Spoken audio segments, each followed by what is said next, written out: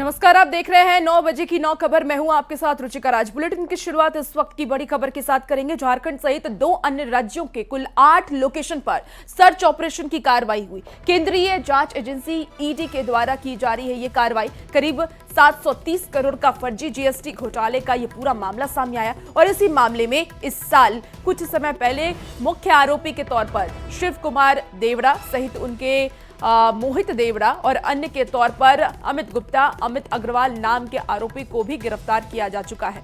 आपको बता दें कि ईडी की तफ्तीश से यह पता चलता है कि मुख्य आरोपी शिव कुमार देवड़ा और उनके सहयोगियों की अगुवाई में सिंडिकेट ने 135 फर्जी कंपनियों का जाल बनाया था, जो कि केवल कागजों पर मौजूद थी और जिनका इस्तेमाल वस्तुओं या सेवाओं की वास्तविक आपूर्ति के बिना 5,000 करोड़ रुपए से अधिक के फर्जी चालान जारी करने के लिए किया गया था। तो ये बड़ी खबर आपको बता रहे हैं। ईडी का सर्च ऑपरेशन और 2 अन्य राज्यों में ईडी का सर्च ऑपरेशन द्वारा आज कई जगहों पर एक साथ रेड कंडक्ट की जा रही है। राजधानी रांची में भी इस वक्त हम खड़े हैं। रांची के पीपी कंपाउंड इलाके में देख सकते हैं जो कृष्णा अपार्टमेंट है, इसके चौथे माले के में एक फ्लैट जो कि क्रिट ठक्कर का बताया जा रहा है, उस फ्लैट में इस वक्त छापेमारी जो है वो ईडी के अधिकारियों के द्वारा की जा रही है। क्रिट ठक्कर एक व्यवसायी है और कहा जाए तो मनी लॉन्ड्रिंग को लेकर ईडी के अधिकारियों के द्वारा ये दबिश इस वक्त यहाँ पर दी जा रही है। सुरक्षा के लिहाज से जो सीआरपीएफ के जवान हैं वो भी यहाँ पर मुस्तैद हैं ताकि कोई भी अंदर आ जा ना सके। इसे देखने के लिए और तमाम तरह की आपात स्थितियों से निपटने के लिए सुरक्षा व्यवस्था चाक चौबंद है। फिलहाल ईडी के अधिकारियों के द्वारा फ्लैट में पहुंचकर तमाम डिजिटल गैजेट्स और तमाम दस्तावेजों को खंगाला जा रहा है और यहाँ से कुछ जानकारियाँ भी मिलने की जो ईडी के अधिकारियों को वो मिल रही है। अब देखना होगा कि इस मामले में किस तरह से ईडी के अधिकारियों के द्वारा जांच की जाती है और क्या कुछ जो बरामदगी है यहाँ से क्रिट ठक्कर के आवाज़ से वो मिल पाती है, ताकि किस तरह से ये मनी लॉन्ड्रिंग की गई और किस तरह से जो है अवैध कमाई की गई, इसका पूरा ब्यौरा जो है वो मिल सकता है। पूरे मामले में अब ईडी के अधिकारियों के द्वारा सुबह से रेड की जा रही है। अब देखना होगा कि ये रेड कब तक चलती है और किस तरह से इस पूरे छापेमारी को लेकर जो जानकारियां मिलती हैं वो क्या कुछ ईडी के लिए मददगार साबित होती हैं। कैमरामैन प्रभाकर के साथ ओम प्रकाश, न्यूज़ 18 रांची। तो देखिए, ईडी का ये सर्च ऑपरेशन और ईडी का ये सर्च ऑपरेशन जारी है। इस वक्त की आपको ये बड़ी खबर बता रहे हैं। 2 अन्य राज्यों में ईडी की दबिश दी गई।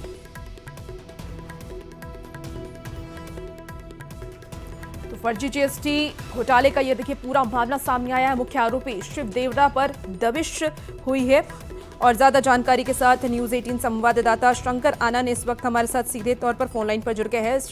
शंकर, ये सर्च ऑपरेशन झारखंड के किन किन 8 लोकेशन पर चलाया जा रहा है और मुख्य आरोपी शिव कुमार देवड़ा और उनके सहयोगी की गिरफ्तारी कब और कहां पर हुई थी, क्या जानकारी है? देखिए, केंद्रीय जांच एजेंसी ईडी के द्वारा एक बड़े सर्च ऑपरेशन की कार्रवाई को अंजाम दिया जा रहा है और ये 3 राज्यों में सर्च ऑपरेशन चल रहा है, झारखंड, पश्चिम बंगाल और महाराष्ट्र में। और झारखंड की अगर बात करें तो झारखंड के रांची और इसके साथ साथ कुछ अन्य लोकेशन पर भी सर्च ऑपरेशन की कार्रवाई को अंजाम दिया जा रहा है। और जिस तरह से अगर मामले की अगर बात करें तो ये तकरीबन 750 करोड़ का जीएसटी फ्रॉड का मामला था और इसी मामले में केंद्रीय जांच एजेंसी ईडी के द्वारा तफ्तीश की जा रही थी। तो ये जीएसटी फ्रॉड जो है तकरीबन जो 750 करोड़ का, तो इस मामले में पिछले कुछ समय पहले ही मई में शिव कुमार देवड़ा नाम के आरोपी को गिरफ्तार किया गया था। इसके साथ साथ इस मामले में उसके बेटे की भूमिका निकल के सामने आई थी और इसके साथ साथ इस केस में कई अन्य आरोपियों का भी नाम सामने आया था, जिसमें अमित कुमार गुप्ता, अमित अग्रवाल और इसके साथ साथ शिव कुमार देवड़ा का बेटा मोहित देवड़ा का नाम सामने आया था। और यह मामला कई राज्यों से जुड़ा हुआ कनेक्शन निकल के सामने आया था और इन आरोपियों के द्वारा तकरीबन 135 से ज्यादा फर्जी कंपनियां तैयार की गई थी, फर्जी दस्तावेजों के सहारे, और तकरीबन 5,000 करोड़ से ज्यादा का जो फर्जी चालान जो है वो जारी किया गया था। तो इस तरह से कहा जा सकता है, अपने आप में समझा जा सकता है कि 135 से ज्यादा ऐसी कंपनियां जिसको माध्यम से मनी लॉन्ड्रिंग की जा रही थी। तो ये मामला अपने आप में बेहद संगीन था और इस मामले में मामले की तफ्तीश के दौरान में कई महत्वपूर्ण जानकारी निकल के सामने आई और कई बड़े नाम बिल्कुल मामले से जुड़े हैं। ठीक है, आप नजर बना के रखिए संजय। तमाम अपडेट आपसे लेंगे शंकर। बहुत शुक्रिया जानकारी के लिए।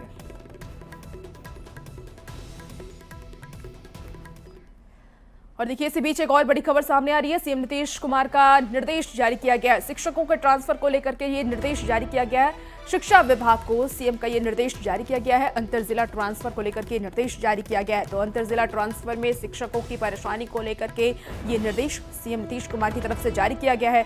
शिक्षकों से लिया जाएगा 3 विकल्प लेने के बाद ही ट्रांसफर किया जाएगा। शिक्षकों से भी सीएम की ये अपील है कि बेहतर शिक्षा के लिए वो काम करें। शिक्षा विभाग के द्वारा हाल में किए गए शिक्षकों के स्थानांतरण के बारे में विभिन्न स्रोतों से सुझाव प्राप्त हो रहे हैं और इसकी समीक्षा के क्रम में मैंने शिक्षा विभाग को स्पष्ट निर्देश दिया है कि अंतर जिला स्थानांतरण संबंधित जिन शिक्षकों की भी समस्या है उनसे 3 जिलों का विकल्प लिया जाए और इसके बाद ही उन्हीं जिलों में उनका पदस्थापन किया जाए, उनका ट्रांसफर किया जाए। तो जिलों के अंदर पदस्थापन का ये कार्य जिला पदाधिकारी की समिति के द्वारा किया जाएगा। और ज्यादा जानकारी के साथ न्यूज 18 संवाददाता रजनीश इस वक्त हमारे साथ फोन लाइन पर जुड़ गए हैं। रजनीश, शिक्षकों से 3 विकल्प लेने की बात सामने आ रही है सीएम नीतीश कुमार की तरफ से, और क्या कुछ जानकारी है? बिल्कुल रुचिका, देखिए न्यूज 18 की खबर का असर हुआ है। न्यूज 18 ने प्रमुखता से ट्रांसफर की आवाज को उठाया था और पूरे मुद्दे को दिखाया था, जिसके बाद सीएम नीतीश कुमार ने सुबह सुबह ट्वीट किया है और इसमें साफ तौर से कहा है कि समीक्षा के दौरान ये पाया गया है कि जो शिक्षक हैं वो कहीं ना कहीं ट्रांसफर को लेकर परेशान हैं। ऐसे में शिक्षकों से जो अंतर जिला के लिए आवेदन दिए हैं उनसे 3 जिला का विकल्प लिया जाए और इसके बाद जो जिला स्थापना समिति है डीएम की अध्यक्षता में, उसमें जो है ब्लॉक के अलावा जो नजदीकी स्कूल है वहां पर उनकी पोस्टिंग की जाए। तो कुल मिलाकर बड़ा एक्शन लिया है सीएम नीतीश कुमार ने। हालांकि आज खबर आ रही है कि शिक्षा विभाग में ट्रांसफर को लेकर आज महत्वपूर्ण बैठक है और आज शाम तक शिक्षा विभाग बड़ा फैसला ले सकता है और पत्र भी जारी हो सकता है ट्रांसफर। बिल्कुल रजनीश, ये भी जानना चाहूंगी कि कब तक शिक्षक आवेदन दे सकते हैं और कैसे देंगे आवेदन? क्या कोई वेबसाइट के जरिए आवेदन लिया जाएगा? देखिए अभी फिलहाल जो जानकारी मिल रही है कि 4 से 5 हजार जो म्यूचुअल के लिए जो आवेदन दिए गए थे उनका एक लिस्ट अभी फिर जारी होने वाला है।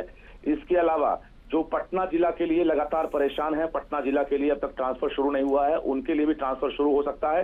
इसके अलावा जो अंतर जिला वाले पुरुष हैं या महिला हैं जो बचे हुए हैं जिनका ट्रांसफर अब तक हुआ ही नहीं है, उनके लिए भी ट्रांसफर का आदेश जारी हो सकता है। तो कुल मिलाकर कई पत्र हैं जो जारी होने की संभावना है। तो इसकी शुरुआत कब से होगी? कब से जो शिक्षक है वो आवेदन कर सकते हैं और कब तक कर सकते हैं? क्या कोई जानकारी? देखिए शिक्षा विभाग की माने तो 1 लाख से अधिक शिक्षकों का अब तक ट्रांसफर हो चुका है, लेकिन जो बचे हुए शिक्षक हैं उनके ट्रांसफर की प्रक्रिया भी जारी है और आज शाम तक ट्रांसफर की प्रक्रिया और देखने को मिलेगी। ठीक है रजनीश, आप नजर बना के रखिए और अपडेट आपसे लेंगे। बहुत शुक्रिया जानकारी के लिए। और देखिए खबर प्रयागराज से आ रही है, बड़ी खबर है जहां धनबाद का खूंखार अपराधी ढेर हुआ है। पुलिस एनकाउंटर में इनामी ये ढेर हुआ है। आशीष रंजन उर्फ छोटू ढेर किया गया है। AK-47 राइफल, 3 पिस्टल बरामद किया गया है। जिंदा कारतूस और बाइक भी जब्त किया गया। तो एसटीएफ प्रयागराज टीम के साथ एनकाउंटर हुआ है। कई हत्याओं में यह आरोपी था छोटू। बड़ी खबर आपको धनबाद से इस वक्त बता रहे हैं जहां पुलिस एनकाउंटर में इसे ढेर किया गया। आशीष रंजन उर्फ छोटू ढेर किया गया है। इसके पास से AK-47 राइफल, 3 पिस्टल भी बरामद किया गया। इसके साथ ही जिंदा कारतूस और बाइक भी पुलिस ने जब्त किया है। तो एसटीएफ प्रयागराज टीम के साथ ये एनकाउंटर हुआ। पुलिस को ये बड़ी सफलता हाथ लगी है। कई हत्याओं में आरोपी था छोटू, जिसका एनकाउंटर पुलिस के द्वारा कर दिया गया।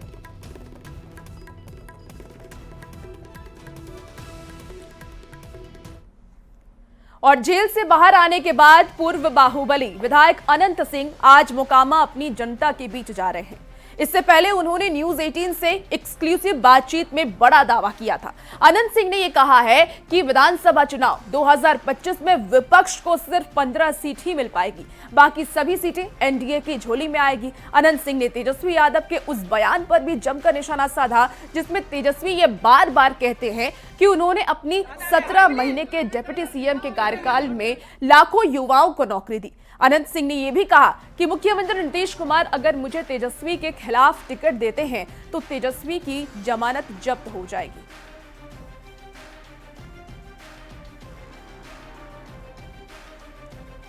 तो जेल से निकलने के बाद देखिए अनंत सिंह ने बड़ा बयान दे दिया है। हमारे साथ मौजूद हैं, आज मोकामा जो है वो यात्रा पे जा रहे हैं, जनता के बीच जाएंगे, जनता से रूबरू होंगे और पूरी तौर पे चुनावी रणनीति क्या होगी इसको लेकर के हम बात करते हैं। अनंत सिंह जी, आप आज जनता के बीच जा रहे हैं, यात्रा पटना से शुरू हो रही है आपकी, जनता के बीच जाएंगे, क्या बातें होंगी जनता से? बात की होगी, सबसे फिर मुलाकात होगा। चुनाव लड़ने की तैयारी है पूरी तौर पे? पूरी तैयारी है, पूरा जनता आपके साथ? पूरा साथ है। लेकिन अगर हम पूरे एनडीए और महागठबंधन की बात करें तो क्या लगता है इस बार किसकी सरकार होने वाली है? तेजस्वी कह रहे हैं कि 2025 नीतीश फिनिश। कह तो रहे हैं कि तेजस्वी की उम्र गुजर जाएगा, उस जन्म की तैयारी करे, इस जन्म नहीं। मतलब इस जन्म में मुख्यमंत्री नहीं बनेंगे तेजस्वी? उस जन्म में बने तो बने, इस जन्म में नहीं बनेगा। क्या कर वोट से बनेगा? तो कह रहे जनता हमारे साथ है। हाँ, ये है, तब वो जीतिए रहा है। 17 महीने में हमने रोजगार दिया, ये कह रहे हैं। तब पर बाबू मैया से नहीं रोजगार दिलवा दिया है, नीतीश जी से कह के दिलवा दिया, तो अपन बाबू मैया से दिलवा देता रोजगार। कह रहे कि नीतीश जो है वो हमारे हर बातों का अनुसरण कर रहे हैं, जो हम प्लान कर रहे हैं उसको लागू उतना करना हमरा नहीं आता है, हम उतना पढ़ल नहीं है, जितना आप लोग विद्वान हैं उतना हम नहीं आता है। क्या लगता है ज्यादा योग्य कौन होंगे बिहार के लिए? जो दावा कर रहे तेजस्वी वो, या जो नीतीश कुमार है वो? जो है सो, जो है जिसको नाम ले रहे हैं, हम नाम नहीं लेवल जानते हैं। जो कुछ है ये नहीं है, विधायकों की सीट ले टेप रहा, कहाँ से लड़े तो जीतते हैं। हम तो हरदम कहते हैं जहाँ से लड़े वहाँ से हमारा लड़ा दीजिए। तेजस्वी के पटिया लड़ाबे था ना हमरा, कोना पार्टी से चुनाव लड़ेंगे आप? जेडीयू से? जदयू से लड़ेंगे अगर तेजस्वी के खिलाफ लड़ाएगी जेडीयू तो आप लड़ेंगे चुनाव? एकदम 24 घंटा। जीत आपकी सुनिश्चित होगी या तेजस्वी की? वो तो अभी 76 नहीं मिला है, तो कहाँ मिलेगा नहीं मिलेगा पहले बता दें। मोकामा से तो तैयारी कर रहे हैं ना आप? हम तो मोकामा से कर रहे हैं, तो मोकामा से तेजस्वी चले ना, जमानत जब्त करके भेजा देंगे। अगर मोकामा से तेजस्वी चुनाव लड़ेंगे तो जमानत जब्त करा देंगे। लेकिन अगर नौकरी की बात कर ले, बिहार के विकास की बात कर ले, तो आप लगातार देख रहे हैं सरकार को, नीतीश कुमार से बेहतर मुख्यमंत्री कोई और हो सकता है? पैदा नहीं लिया है बिहार में, बिहार में पैदा नहीं लिया है। इस बार कितना सीट आएगा एनडीए को? 200 छोड़ दीजिए, आओ जोड़ दीजिए, जितना बचा उतना हमारा पढ़ल नहीं है। मतलब 15 को आएगा विपक्ष को? हाँ, 12 से 15 तेजस्वी जीतेंगे लगता है इस बार? कम चांस है। तो चलिए, अनंत सिंह हैं, सीधे तौर पे कह रहे हैं कि 243 में से 15 ही सीट जो है वो महागठबंधन को आएगी, बाकी सीट पर एनडीए की जीत होगी। और जनता जो है वो नीतीश को चाहती है, नीतीश के साथ कदम से कदम बढ़ाना चाहती है, और नीतीश को ये विकास पुरुष बता रहे हैं। सीधे तौर पे कैमरा पर्सन अजय दुबे के साथ अमित कुमार, न्यूज़ 18 पटना। और देखिए, आईआरसीटीसी घोटाले से जुड़ी इस वक्त की एक बड़ी खबर सामने आ रही है। आज फैसला सुना सकता है हाई कोर्ट। बता दें आपको कि लालू प्रसाद, राबड़ी देवी हैं इसमें आरोपी, तेजस्वी यादव सहित कई आरोपी हैं। राउज एवेन्यू कोर्ट आज फैसला सुना सकता है। धोखाधड़ी, भ्रष्टाचार सहित कई आरोपी इसमें शामिल है। तो बड़ी खबर आपको आईआरसीटीसी घोटाले से जुड़ी हुई बता रहे हैं, जहां राउज एवेन्यू कोर्ट में सुनवाई, और आज राउज एवेन्यू कोर्ट की तरफ से कुछ फैसला सुनाया जा सकता है। बता दें कि लालू प्रसाद यादव, राबड़ी देवी इसमें आरोपी हैं, तेजस्वी यादव सहित कई और आरोपी इसमें शामिल हैं। और ये जो पूरा मामला था वो धोखाधड़ी और भ्रष्टाचार से जुड़ा ये मामला था, जिसको लेकर के राउज एवेन्यू कोर्ट में सुनवाई चल रही है। इसी बीच दिल्ली से एक बड़ी खबर सामने आ रही है। दिल्ली में आज इंडिया गठबंधन की बैठक होने वाली है। राहुल गांधी, मल्लिकार्जुन खड़गे इसमें शामिल होंगे। बैठक में तेजस्वी यादव भी शामिल होने वाले हैं। वाम दलों के नेता भी इस बैठक में शामिल होंगे। तो एसआईआर के मुद्दे पर चर्चा की जाएगी, ऑपरेशन सिंदूर, ट्रंप के टैरिफ पर भी चर्चा होगी, और देश की मौजूदा स्थिति बैठक की एजेंडे होने वाले हैं। बिहार प्रदेश कांग्रेस अध्यक्ष राजेश राम ने इस बात की जानकारी दी है। तो बड़ी खबर आपको इस वक्त दिल्ली से बता रहे हैं, जहां चुनाव से पहले दिल्ली में आज इंडिया गठबंधन की बैठक होने वाली है। बैठक में राहुल गांधी, मल्लिकार्जुन खड़गे और तेजस्वी यादव शामिल होंगे। कई मुद्दों पर चर्चा की जाएगी, एसआईआर के मुद्दे पर चर्चा होगी। और अयोध्या में भव्य राम मंदिर निर्माण के बाद अब मां जानकी की धरती सीतामढ़ी के पुनौरा धाम में मां सीता का भव्य मंदिर बनने जा रहा है। कल पुनौरा धाम में केंद्रीय गृह मंत्री अमित शाह और सीएम नीतीश कुमार इस मंदिर की आधारशिला रखेंगे। राम मंदिर के बाद अब मां जानकी मंदिर को लेकर के लोगों में गजब का उत्साह नजर आ रहा है, और वो पीएम मोदी की जमकर तारीफ कर रहे हैं।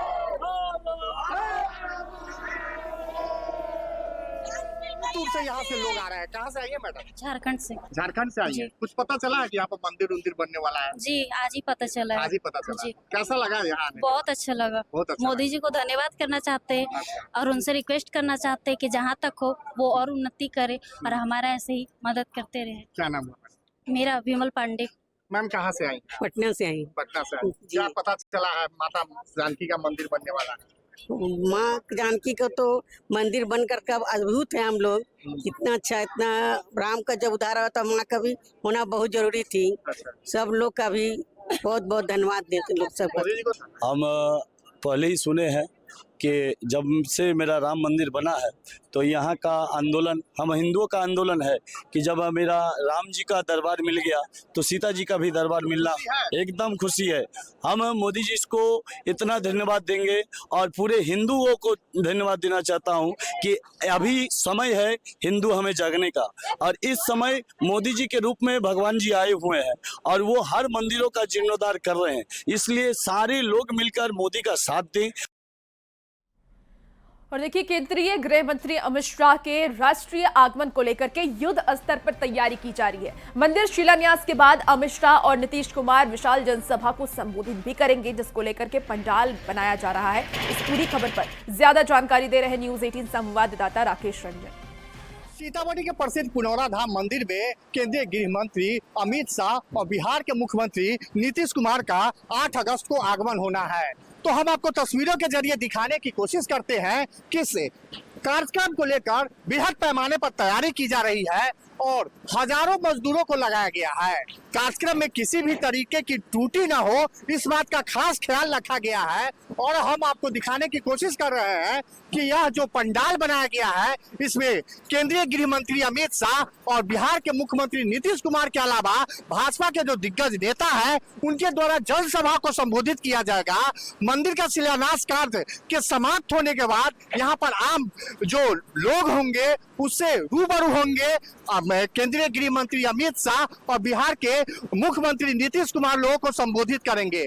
दूसरी तस्वीर हम आपको दिखाने की कोशिश कर रहे हैं कि जो वीआईपी गेस्ट है जो यहाँ पर आने वाले हैं, उनको लेकर यहाँ पर सुंदर सा कॉटेज का निर्माण कराया जा रहा है, जिस पर बड़ी खूबसूरत तरीके से मधुबनी पेंटिंग का स्वरूप प्रदान करने की कोशिश की गई है। और ये सभी वीआईपी लॉज है जो केंद्रीय गृह मंत्री अमित शाह यहाँ पर आ रहे हैं, उसको लेकर खास यहाँ पर इंतजाम किया गया है। सुरक्षा के भी कड़े प्रबंध किए गए हैं। सोफा सेट भी बाहर से मंगाया गया है। और जो आप मधुबनी पेंटिंग की तस्वीर देख सकते हैं, वो कितने खूबसूरत तरीके से यहाँ पर बनाया गया है। और जो कॉटेज है उसको भी खूबसूरत अंदर से लुक देने की कोशिश की जा रही है। और दिन रात मजदूर यहाँ पर लगे हुए हैं। तो कहा जा सकता है 8 अगस्त का जो दिन है वो सीतामढ़ी जिले के लिए इतिहासकारी दिन कहा जा सकता है, क्योंकि वर्षों से लोगों का जो सपना था वो पूरा होने वाला है। माता सीता को अपना घर मिलने वाला है। अयोध्या के तर्ज पर सीतामढ़ी में भी